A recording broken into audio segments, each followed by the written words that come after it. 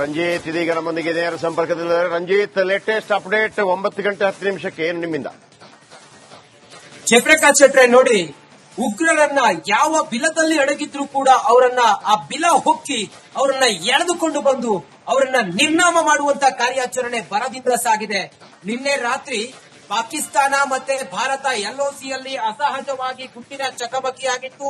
ಅದಾದ ನಂತರ ಇವತ್ತು ಕ್ಷಿಪ್ರ ಕಾರ್ಯಾಚರಣೆಯಲ್ಲಿ ಜಮ್ಮು ಕಾಶ್ಮೀರ JNK ಪೊಲೀಸರು ಮತ್ತೆ ಭದ್ರತಾ ಪಡೆಗಳ ಕಾರ್ಯಾಚರಣೆಯಲ್ಲಿ ಓರ್ವ ಉಗ್ರನ ಮನೆಯನ್ನ ಇವತ್ತು ಧ್ವಂಸ ಮಾಡಿದ್ದಾರೆ. ಆ ಮೂಲಕ ಭಾರತ ಬಹಳ ಸ್ಪಷ್ಟವಾದ ಉತ್ತರವನ್ನ ಕೊಟ್ಟಿದೆ. ನಾವು ಸುಮ್ಮನೆ ಬಿಡೋದಿಲ್ಲ, ನಾವು ಸುಮ್ಮನೆ ಕೂತಿಲ್ಲ, ಕೈಕಟ್ಟಿ ಕೂತಿಲ್ಲ ಅನ್ನುವ ಸಂದೇಶವನ್ನ ರವಾನಿಸಿದೆ. ಭಯೋತ್ಪಾದಕರು ಈಗ ಓಡೋಗ್ಬೇಕಾದಂತ ಪರಿಸ್ಥಿತಿ. ಯಾಕಂತ ಹೇಳಿದ್ರೆ ಭಾರತದ ಭದ್ರತಾ ಪಡೆಗಳು. ರಂಜಿತ್, ದಯವಿಟ್ಟು ಅಲ್ಲಿ ಸ್ವಲ್ಪ ವೈಡ್ ಮಾಡಿ ತೋರಿಸಿ ಆ ಪ್ರದೇಶಗಳು ಹೇಗಿದೆ. ನನಗೆ ಅದು ವೆರಿ ಇಂಪಾರ್ಟೆಂಟ್.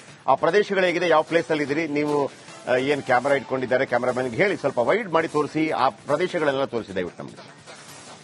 ಜಯಪ್ರಕಾಶ್ ಶೆಟ್ರೆ, ನಾನೇ ತೋರಿಸ್ತೀನಿ. ಇಲ್ಲಿನ ಸ್ಥಳೀಯರೊಬ್ರು ಕ್ಯಾಮೆರಾ ಹಿಡ್ಕೊಂಡಿದ್ರೆ ಅವ್ರಿಗೆ ಗೊತ್ತಾಗೋದಿಲ್ಲ. ಜಯಪ್ರಕಾಶ್ ಶೆಟ್ರೆ, ನಾನಿರುವಂತ ಜಾಗ ಇದೆಯಲ್ಲ, ಇದು ಶ್ರೀನಗರ ಜಾಗ. ಇಲ್ಲಿಂದ ಸುಮಾರೊಂದು 60 ಕಿಲೋಮೀಟರ್ ಹೋಗ್ಬೇಕು. ಅದು ಪೆಹಲ್ಗಾಂವ್ ಹೋಗ್ಬೇಕಾದ್ರೆ ನೋಡಿ, ಇದು ಶ್ರೀನಗರದ ಜಾಗ. ಈಗ ಶ್ರೀನಗರದ ಇದು ರೆಸಿಡೆನ್ಷಿಯಲ್ ಏರಿಯಾ ಆಯ್ತು. ನಾವೀಗ ಇಲ್ಲಿಂದ ಮೂವ್ ಆಗ್ತಾ ಇದೀವಲ್ಲ, ಇಲ್ಲಿ ಮನೆಗಳೆಲ್ಲ ಇದಾವೆ. ಇಲ್ಲಿ ಸಹಜವಾಗಿ ಸೇಫೆಸ್ಟ್ ಜಾಗ ಇದು. ಪ್ರವಾಸಿಗಳು ಯಾರೇ ಬಂದ್ರು ಕೂಡ ಈ ರೀತಿಯ ಒಂದು ಮನೆಗಳು ಅಥವಾ ರೆಸಾರ್ಟ್ಗಳು ಅಥವಾ ಕಾಣಿಸ್ತಾ ಇದೆಯಲ್ಲ ಜಯಪ್ರಕಾಶ್ ಶೆಟ್ರೆ, ಇಲ್ಲಿ ಎಲ್ಲ ಉಳುಕತ್ತಾರೆ. ಇದು ಸೇಫೆಸ್ಟ್ ಜಾಗ. ಇಲ್ಲಿಂದ ಮೂವ್ ಆಗ್ತಾರೆ. ಪ್ರವಾಸಿಗರಿಗೂ ಕೂಡ ಈಗ ಇಲ್ಲಿ 2-3 ದಿನದಿಂದ ಆತಂಕ ಇತ್ತು. ಆ ಆತಂಕ ಈಗ ನಿವಾರಣೆ ಆಗಿದೆ. ಆ ಮೂಲಕ ಭದ್ರತಾ ಪಡೆಗಳು ಅಂಡರ್ ಕಂಟ್ರೋಲ್ ಅನ್ನೋದನ್ನ ಬಹಳ ಸ್ಪಷ್ಟವಾಗಿ ಹೇಳಿರೋದ್ರಿಂದ, ಮತ್ತೆ ಹೆಜ್ಜೆಗೂ ಕೂಡ ಪೊಲೀಸ್ ಮತ್ತೆ ಜಮ್ಮು ಕಾಶ್ಮೀರ ಪೊಲೀಸ್ ಮತ್ತೆ ಭದ್ರತಾ ಪಡೆಗಳು ಇರೋದ್ರಿಂದಾಗಿ ಈಗ ಈ ಮನೆಗಳಿಂದೆಲ್ಲ ಹೊರಗಡೆ ಬಂದು ಎಲ್ಲ ಹೊರಗಡೆ ಹೋಗ್ತಾ ಇದ್ದಾರೆ. ನೋಡಿ, ಜಮ್ಮು ಕಾಶ್ಮೀರದ ಶ್ರೀನಗರಕ್ಕೆ ತಾವು ಬಂದ್ರೆ ಶ್ರೀನಗರದಲ್ಲಿ ಕಂಡು ಬರುವಂತ ವಾತಾವರಣ ಇದು. ಜಮ್ಮು ಕಾಶ್ಮೀರದ ಮೇನ್ ಸಿಟಿ ಇದು ಶ್ರೀನಗರದ. ಇಲ್ಲಿ ಲಾಲ್ ಚೌಕ್ ಅಂತ ಇದೆ. ಏನೇ ಆದ್ರೂ ಕೂಡ ಇಲ್ಲೇ ಪಕ್ಕದಲ್ಲಿ ಸುಮಾರು ಒಂದು 10 ಕಿಲೋಮೀಟರ್ ದೂರದಲ್ಲೇ ಲಾಲ್ ಚೌಕ್ ಇದೆ, ಅಲ್ಲಿ ನಡೆಯುತ್ತೆ. ಸಹಜವಾಗಿ ಈಗ ಜನರ ಓಡಾಟ ಎಲ್ಲವೂ ಕೂಡ ಸಹಜವಾಗಿ ಆರಂಭ ಆಗಿದೆ. ಬೆಳಿಗ್ಗೆ ಬೇಗ ಒಂದು ಹೊರಗಡೆ ಎಲ್ಲ ಹೋಗ್ಬಂದ್ವಿ. ಪಾರ್ಕ್ ಸೇರಿದಂತೆ ಸಾರ್ವಜನಿಕ ಪ್ರದೇಶಗಳಲ್ಲೂ ಕೂಡ ಜನ ಈಗ ಬರ್ತಾ ಇದ್ದಾರೆ. ಮೊದಲೆರಡು ದಿನಗಳ ಕಾಲ ಅಟ್ಯಾಕ್ ಆಯ್ತಲ್ಲ, 2 ದಿನಗಳ ಕಾಲ ಜನ ಮನೆಯಿಂದ ಹೊರಗಡೆ ಬರ್ತಾ ಇರಲಿಲ್ಲ. ಕಾಶ್ಮೀರಿಗರನ್ನ ನಾವು ಮಾತಾಡಿಸಿದ್ವಿ. ಅವರಿಗೆ ಇದರ ಯಾವುದೇ ಭಯವೂ ಕೂಡ ಇಲ್ಲ. ಆದ್ರೆ ಭದ್ರತಾ ಪಡೆಗಳು ಹೊರಗಡೆ ಬರೋದಕ್ಕೆಲ್ಲ ಬಿಡ್ತಾ ಇರಲಿಲ್ಲ. ಸಂಪೂರ್ಣವಾಗಿ ಎಲ್ಲವೂ ನಾಕಾಬಂದಿಗಿದೆ. ನೋಡಿ, ನೀವು ಗಮನಿಸ್ತಾ ಇದ್ರಲ್ಲ, ಇದು ಮುಖ್ಯ ರಸ್ತೆ. Okay, thank you. ನಿಜ, ಅಲ್ಲಿಯ ಸ್ಥಳೀಯರಿಗೆ ಅಂತ ಭಯಗಳಿರೋದಿಲ್ಲ, ಯಾಕಂದ್ರೆ ಅದನ್ನು ಅವರು ನೋಡ್ತಾನೆ ಇರ್ತಾರೆ. ಅದು ಆ ಇಸ್ರೇಲ್ ಭಾಗದಲ್ಲೂ ಕೂಡ ನಾವು ನೋಡಿದ್ದೀವಿ. ಸೊ ರಂಜಿತ್ ನಿರಂತರವಾಗಿ ಅಲ್ಲಿಂದ ಮಾಹಿತಿಗಳನ್ನು ಕೊಡ್ತಾ ಇರ್ತಾರೆ, ಹೇಗೆ ಅಟ್ಯಾಕ್ಗಳಾಗ್ತಾ ಇದೆ ಅನ್ನುವಂಥದ್ದು. ಪಾಕಿಸ್ತಾನಕ್ಕೆ ಸಿಂಧು, ಮತ್ತೊಂದು ಕಡೆ ಪಾಕಿಸ್ತಾನಕ್ಕೆ ಸಿಂಧು ನದಿ ನೀರು ಕಟ್ಟು 1960ರಿಂದ 1909 ವರ್ಷಗಳ ಕಾಲ ನಡೆದಂತ ಸುದೀರ್ಘ ಚರ್ಚೆ ನಂತರ ಅಯೂಬ್ ಖಾನ್ ಹಾಗೂ ನೆಹರು ಅವರು ಒಂದು ಪತ್ರಕ್ಕೆ ಸಹಿ ಹಾಕುವ ಮುಖಾಂತರ 80% ನಿಮಗೆ 20% ನಮಗೆ ಅನ್ನುವಂಥದ್ದು. ಆದರೆ ಯಾವತ್ತೂ ಕೂಡ ಸಿಂಧು ನದಿ 90% ಕೃಷಿ ಭೂಮಿಗೆ ನೀರುಣಿಸುತ್ತೆ ಮತ್ತು ಅಲ್ಲಿ ಬಹಳ ಮುಖ್ಯವಾಗಿ ಅರ್ಧಕ್ಕರ್ಧ ಪಾಕಿಸ್ತಾನಕ್ಕೆ ನೀರು ಕೊಡೋದೇ ಸಿಂಧು ನದಿ. ಈಗ ಆ ನೀರಿನ ಸ್ಥಗಿತಗೊಳಿಸುವಂತಹ ವಿಚಾರಕ್ಕೆ ಸಂಬಂಧಪಟ್ಟ ಹಾಗೆ ಇವತ್ತು ಮುಂದಿನ ಕಾರ್ಯತಂತ್ರದ ಬಗ್ಗೆ ಇವತ್ತು ಬಹಳ ದೊಡ್ಡ ಮಟ್ಟದ ಒಂದು ಮೀಟಿಂಗ್ ಅಮಿತ್ ಶಾ ನೇತೃತ್ವದಲ್ಲಿ ನಡೆಯಲಿದೆ.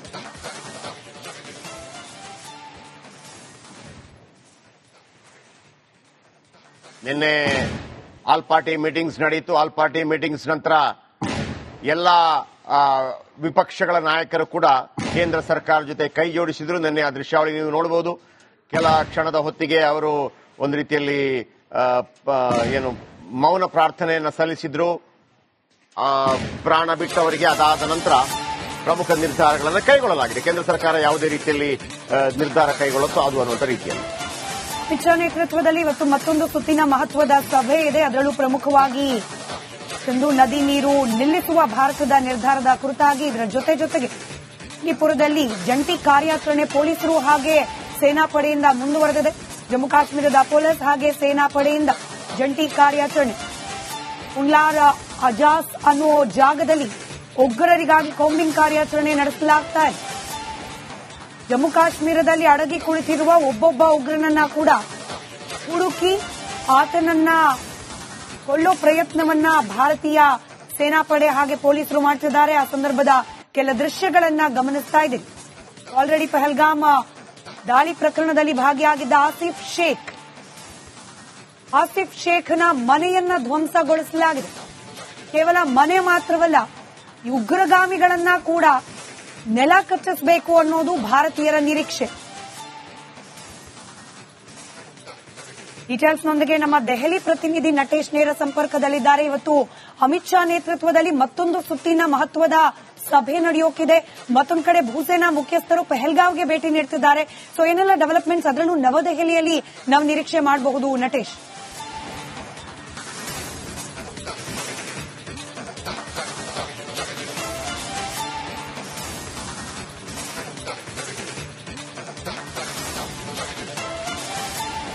ಪ್ರಮುಖವಾಗಿ ಸ್ಮಿತಾ, ಏನು ಅಮಿತ್ ಶಾ ನಿವಾಸದಲ್ಲಿ ಇಂದು ಮಧ್ಯಾಹ್ನ ಮಹತ್ವದ ಸಭೆ ಇರೋದ್ರಿಂದ ಪ್ರಮುಖವಾಗಿ ಸಾಕಷ್ಟು ವಿಚಾರಗಳು ಕೂಡ ಚರ್ಚೆ ಆಗಲಿರುವಂತದ್ದು. ಯಾಕಂದ್ರೆ ನಿನ್ನೆಯಷ್ಟೇ ಏನು ವಿರೋಧ ಪಕ್ಷಗಳ ಜೊತೆ ಅಂದ್ರೆ ಆಲ್ ಪಾರ್ಟಿ ಮೀಟಿಂಗ್ಸ್ ಏನ್ ನಡೀತು ಅದರಲ್ಲೂ ಕೂಡ ಸಾಕಷ್ಟು ವಿಚಾರಗಳು ಚರ್ಚೆ ಆಗಿರೋದ್ರಿಂದ ಇಂದಿನ ಗೃಹ ಸಚಿವರ ನಿವಾಸದಲ್ಲಿ ನಡೆಯುವಂತಹ ಮೀಟಿಂಗ್ ಏನಿದೆ ಇದು ಕೂಡ ಬಹಳ ಮಹತ್ವವನ್ನ ಪಡೆದುಕೊಳ್ಳುತ್ತೆ. ಇಲ್ಲಿ ಬಹಳ ಪ್ರಮುಖವಾದಂತಹ ವಿಚಾರ ಅಂತಂದ್ರೆ ನಿನ್ನೆ ಸಂಪೂರ್ಣವಾಗಿ ವಿಪಕ್ಷಗಳು ಕೇಂದ್ರ ಸರ್ಕಾರದ ಪರ ನಿಂತಿದೆ. ಅಂದ್ರೆ ಇಡೀ ದೇಶ ಒಗ್ಗಟ್ಟಿನಿಂದ ತಮ್ಮ ಜೊತೆ ನಿಲ್ಲುತ್ತೆ, ತಮ್ಮ ಮುಂದಿನ ಒಂದು ಕಾರ್ಯಾಚರಣೆ ಏನಿದೆ ಅದನ್ನ ಶುರು ಮಾಡಿ ಎನ್ನುವಂತಹ ಸಂದೇಶವನ್ನ ಕೂಡ ರವಾನೆ ಮಾಡಿರ್ತಕ್ಕಂಥದ್ದು. ಹಾಗಾಗಿ ಇಂದು ಕೂಡ ಈಗಾಗಲೇ ಏನು ಎಲ್ಲ ಮುಸ್ಲಿಂ ಪಾರ್ಟಿಗಳಿರಬಹುದು, ಜೊತೆಗೆ ಮುಸ್ಲಿಂ ನಾಯಕರಿರಬಹುದು, ಅವರನ್ನು ಕೂಡ ಮಾತನಾಡಿಸುವಂತಹ ಕೆಲಸವನ್ನ ಅಮಿತ್ ಶಾ ಕೂಡ ಮಾಡಿದ್ದಾರೆ. ಹಾಗಾಗಿ ಇಂದು ನಡೆಯುವಂತಹ ಸಭೆಗೆ ಸಾಕಷ್ಟು ಮುಸಲ್ಮಾನ ಮುಖಂಡರೇನಿದ್ದಾರೆ ಅವರನ್ನು ಕೂಡ ಏನು ಇನ್ವೈಟ್ ಕೂಡ ಮಾಡಿರ್ತಕ್ಕಂಥದ್ದು. ಜೊತೆಗೆ ಹಲವು ನಾಯಕರ ಜೊತೆ ಕೂಡ ಚರ್ಚೆಯನ್ನು ನಡೆಸುವಂತಹ ಸಾಧ್ಯತೆ ಇದೆ. ಇದೆಲ್ಲದರ ಜೊತೆಗೆ ಬಹಳ ಪ್ರಮುಖವಾಗಿ ಸಿಂಧೂ ನದಿಯ ಒಪ್ಪಂದ ಏನಿದೆ ಇದಕ್ಕೆ ಸಂಬಂಧಪಟ್ಟಂತೆ ಈಗಾಗಲೇ ಜಲಸಂಪನ್ಮೂಲ ಏನು ಸಚಿವರು ಕೂಡ ಒಂದು ಪತ್ರವನ್ನ ಬರೆದಿದ್ದಾರೆ. ಆ ಪತ್ರದಲ್ಲಿ ಪರ್ಟಿಕ್ಯುಲರ್ ಆಗಿ ತಾತ್ಕಾಲಿಕವಾಗಿ ರದ್ದು ಮಾಡಿರೋದ್ರ ಬಗ್ಗೆ ಸಾಕಷ್ಟು ಮಾಹಿತಿಗಳನ್ನ ಪಾಕಿಸ್ತಾನದ ಜಲಸಂಪನ್ಮೂಲ ಇಲಾಖೆಗೆ ಪತ್ರವನ್ನ ಬರೆದಿರ್ತಕ್ಕಂಥದ್ದು. ಅದು ಕೂಡ ಸಾಕಷ್ಟು ಚರ್ಚೆ ಆಗ್ತಾ ಇರೋದ್ರಿಂದ, ಯಾಕಂದ್ರೆ ಪ್ರಮುಖವಾಗಿ ಸಿಂಧೂ ನದಿಯ ಒಪ್ಪಂದ ಏನಿದೆ ಇಮಿಡಿಯೇಟ್ ಆಕ್ಷನ್ ಆಗ್ಲಿಕ್ಕೆ ಸಾಧ್ಯ ಇಲ್ಲ. ಯಾಕಂದ್ರೆ ಎರಡೂ ದೇಶಗಳು ಒಪ್ಪಿ ಸಹಿ ಮಾಡಿದಂತದ್ದು. ಯಾಕಂದ್ರೆ 1960ರಲ್ಲಿ ನಡೆದಂತಹ ಈ ಒಪ್ಪಂದದ ವಿಚಾರದಲ್ಲಿ ಎರಡೂ ದೇಶಗಳು ಸಹಿ ಹಾಕಬೇಕಾಗುತ್ತೆ. ಹಾಗಾಗಿ ಅದನ್ನ ಪ್ರೋಸೆಸ್ನ ತಡೆ ಹಿಡಿಯುವಂತಹ ತೀರ್ಮಾನಕ್ಕೆ ಈಗ ಏನು ಭಾರತ ಸರ್ಕಾರ ಮುಂದಾಗಿರ್ತಕ್ಕಂಥದ್ದು. ಅದು ಲಾಂಗ್ ಪ್ರೋಸೆಸ್ ಇರೋದ್ರಿಂದ ಅದನ್ನ ರೂಲ್ಸ್ ಅಂಡ್ ರೆಗ್ಯುಲೇಷನ್ಸ್ ಅನ್ನ ನಿನ್ನೆ ಸಭೆಯಲ್ಲಿ ಅದರ ಬಗ್ಗೆ ಚರ್ಚೆ ಆಗಿದೆ. ಹಾಗಾಗಿ ಆ ವಿಚಾರದ ಬಗ್ಗೆ ಅಂದ್ರೆ ಜಲಸಂಪನ್ಮೂಲ ಸಚಿವರೇನಿದ್ದಾರೆ ಸಿಆರ್ ಪಾಟೀಲ್ರು ಕೂಡ ಅಮಿತ್ ಶಾ ನಿವಾಸಕ್ಕೆ ಬರುವಂತಹ ಸಾಧ್ಯತೆ ಇದೆ.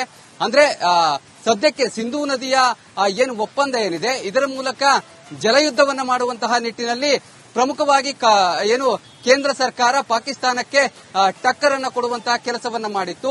ಆದ್ರೆ ಅದೇ ವಿಚಾರವಾಗಿ ಇಂದು ಕೂಡ ಚರ್ಚೆ ಆಗುವಂತಹ ಸಾಧ್ಯತೆ ಇದೆ. ಯಾಕಂದ್ರೆ ಸಿಂಧೂ ನದಿಯ ನೀರು ಪಾಕಿಸ್ತಾನಕ್ಕೆ ಹೋಗದೇ ಇದ್ದಂತಹ ಸಂದರ್ಭದಲ್ಲಿ ಅವರಿಗೂ ಕೂಡ ಸಾಕಷ್ಟು ತೊಂದರೆ ಆಗುತ್ತೆ.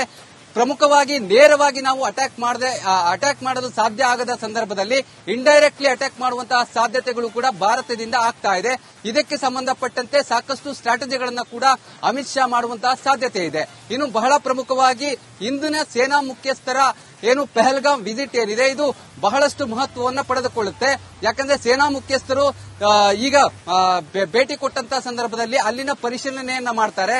ಮುಂದಿನ ತೀರ್ಮಾನ ಕೇಂದ್ರ ಸರ್ಕಾರ ಈಗ ತೆಗೆದುಕೊಂಡಿರುವಂತಹ ತೀರ್ಮಾನಗಳೇನಿದೆ ಅಂದ್ರೆ ರಾಜತಾಂತ್ರಿಕ ತೀರ್ಮಾನಗಳನ್ನ ತೆಗೆದುಕೊಂಡಿದೆ. ಆದ್ರೆ ಸೇನಾ ಮಿಲಿಟರಿಯಿಂದ ಯಾವ ರೀತಿಯಾದಂತಹ ಒಂದು ರಿವೆಂಜ್ ಅನ್ನ ತೆಗೆದುಕೊಳ್ಳಬೇಕು ಎನ್ನುವಂತಹ ನಿಟ್ಟಿನಲ್ಲಿ ಇಡೀ ದೇಶದಾದ್ಯಂತ ರಿವೆಂಜ್ ಅಗೇನ್ಸ್ಟ್ ಪಾಕಿಸ್ತಾನ್ ಎನ್ನುವಂತಹ ಚರ್ಚೆ ಶುರುವಾಗಿದೆ. ಹಾಗಾಗಿ ಸೇನಾ ಕಡೆಯಿಂದ ಯಾವ ರೀತಿಯಾದಂತಹ ಒಂದು ರಿವೆಂಜ್ ಅನ್ನ ಕೊಡಬಹುದು ಎನ್ನುವಂತಹ ನಿಟ್ಟಿನಲ್ಲಿ ಎಲ್ಲಾ ಪರಿಶೀಲನೆ ಆಗುತ್ತೆ. ಅವರ ಪರಿಶೀಲನೆಯ ನಂತರದಲ್ಲಿ ಮತ್ತೆ ದೆಹಲಿಗೆ ಆಗಮಿಸ್ತಾರೆ. ದೆಹಲಿಯಲ್ಲಿ ಏನು ಅಮಿತ್ ಶಾ ಜೊತೆ ಹಾಗೂ ನರೇಂದ್ರ ಮೋದಿ ಅವರ ಜೊತೆ ಮತ್ತೆ ಸಭೆ ಆಗುತ್ತೆ. ಸಭೆಯ ನಂತರದಲ್ಲಿ ಪ್ರಮುಖ ತೀರ್ಮಾನಗಳು ಸೇನೆಯಿಂದ ಯಾವ ರೀತಿಯಾದಂತಹ ಅಟ್ಯಾಕ್ಗಳಾಗಬೇಕು, ಜೊತೆಗೆ ಈಗಾಗಲೇ ಪಾಕಿಸ್ತಾನ ಕೂಡ ತನ್ನ ದಾಳಿಯನ್ನ ಮತ್ತೆ ಮುಂದುವರಿಸುವಂತಹ ಸಾಧ್ಯತೆ ಇದೆ. ಹಾಗಾಗಿ